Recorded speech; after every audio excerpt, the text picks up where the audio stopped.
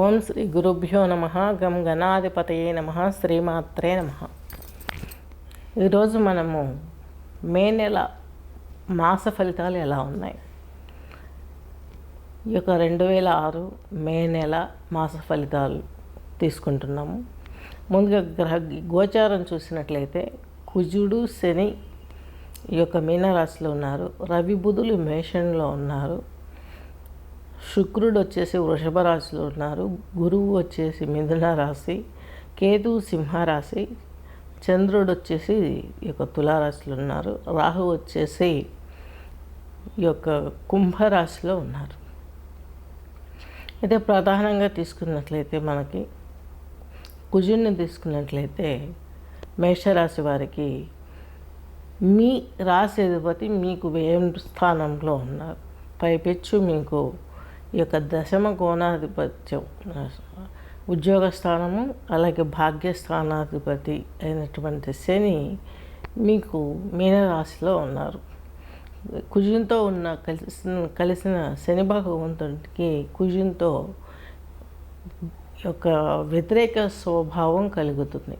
Fighting section ఉంటుంది. కుజుడు ఎవరితో కలిసి ఉన్నా వ్యతిరేకంగా ఫైట్ చేసే మోటివేషన్లో ఉంటుంది. అలాంటి సిమ్టమ్స్ మీరు ఈ యొక్క నెలలో ఫేస్ చేస్తారు.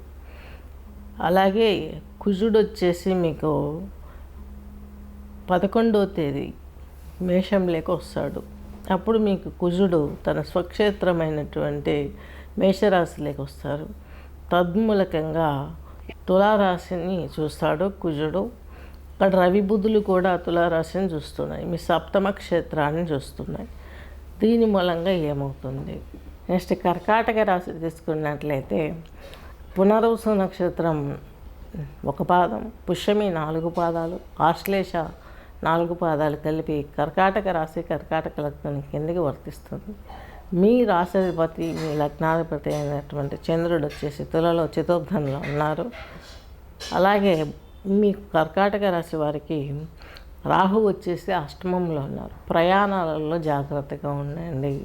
అలాగే కొంచెం పెద్దవాళ్ళు స్వస్థతకు గురయ్యే అవకాశం ఉంది, వాళ్ళపైన కేర్గా ఉండండి.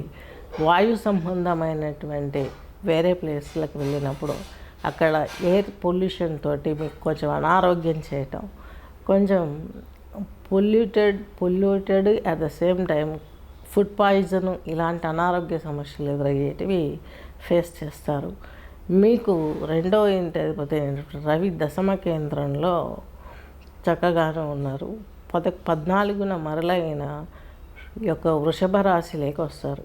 ఏది ఏమైనప్పటికీ కూడాను మీకు కర్కాటక రాశి వారికి ఇది దశమ క్షేత్రము, అలాగే 11వ ఇల్లు 2 యోగించే అవకాశాలు స్పష్టంగా ఉన్నాయి. కాబట్టి మీరు ఈ మాసం మొత్తం స్ట్రెస్ తీసుకోవాల్సిన అవసరం లేదు.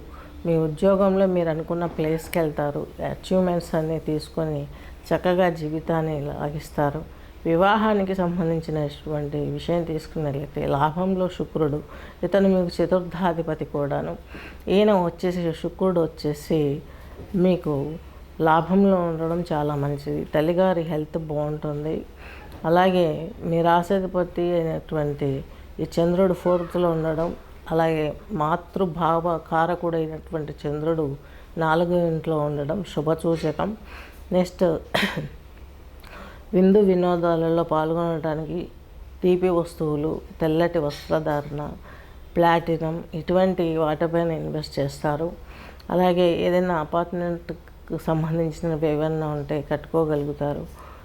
అలాగే అంత స్తోమత లేకపోతే ఇంకా కొంచెం కనీసం పెయింట్స్ అయినా వేసుకునే అవకాశం ఉంది. ఏదో ఒక పని ఇంటి గురించి అయితే మాత్రం మీరు ఇన్వెస్ట్ చేసే అవకాశం కనిపిస్తుంది. మ్యారిటల్ విషయంలో కూడాను మీకు కర్కాటక రాశి వారికి మీకు చతుర్థాధిపతి లాభాధిపతి అన్నాం కదా. చతుర్థం అంటే వివాహం ఇల్లు, వివాహము వీటికి సంబంధించింది. హైయర్ ఎడ్యుకేషన్కి సంబంధించింది. టెక్నికల్ రంగాలలో ఉన్న వారికి మంచి జరిగే అవకాశం చాలా శుభవర్తంగా కనిపిస్తుంది. కళాత్మకమైనటువంటి విషయాలు, మీ టెక్నాలజీ మీకు ఇప్పుడు కంటే అప్డేట్ అవ్వడం, ఇప్పుడున్న దానికంటే ఇంకా అప్డేట్ అవ్వడం మీ వర్క్లో. అలాగే సలహాలు పెద్దవాళ్ళకి తీసుకోవడం మూలంగా మీకు కొంచెం ఇంకాస్త ప్లస్ పాయింట్స్ యాడ్ అవుతాయని చెప్పుకోవచ్చు. అలాగే కుజుడు వచ్చేసి మీకు కర్కాటక రాశిలో ఈయన 11వ తేదీ మీ దశమ క్షేత్రంలోకి వచ్చారు. దీని మూలకంగా ఎలా ఉంటుంది? ఈ యొక్క కర్కాటక రాశి వారికి 6వ ఇంటి అధిపతి, అష్టమాధిపతి. కట్ కర్కాటక రాశి వారికి ఈ యొక్క 5వ ఇంటి అధిపతి, అలాగే లాభాధిపతి అయినటువంటి దశమాధిపతి అయినటువంటి కుజుడు స్వక్షేత్రంలో ఉన్నాడు. ఉద్యోగంలో చెప్పుకున్నాం కదా, బాగా కష్టపడతారు. ఇందులో కొంతమంది మిమ్మల్ని మోసం చేయాలని చూస్తారు. శత్రు రుణరోగ బాధలు ఉంటాయి. వాటి నుంచి బయటపడాలంటే చక్కగా సుబ్రహ్మణ్య ఆరాధనతో పాటు నరసింహస్వామి హోమం చేయించుకోండి. లక్ష్మీ నరసింహస్వామి హోమం చేయించుకుంటే చేసేది ఎలాగో చేస్తారు కాబట్టి ఒకసారి జాతకాన్ని పరిశీలింపజేసుకుంటే ఇంకా ఎలాంటి పూజలు చేయాలి పనిలో పనిగా అనేది విశ్లేషించి వివరించడం జరుగుతుంది. మీకంటూ ఒక వ్యవస్థను క్రియేట్ చేసుకుంటారు. ఆ టాలెంట్ మీలో ఉంటుంది. ఎటు తిరిగి తీసుకున్నట్లయితే కొన్ని మానసిక ఒత్తిళ్ళు, ఇది వరకు ఉన్నటువంటి ఒత్తిళ్ళ నుంచి బయటపడతారు. ఎందుకంటే కుజుడు అంటేనే మనకు ఆయన ఫాస్ట్గా రన్ చేస్తాడు, ఫైటింగ్ మోటివేషన్లో ఉంటాడు. తద్మూలకంగా ఇక్కడ శని కూడా ఉన్నాడు. మీకు అష్టమాధిపతి, సప్తమాధిపతి అయినటువంటి శని ఇక్కడ 11వ తేదీ వరకు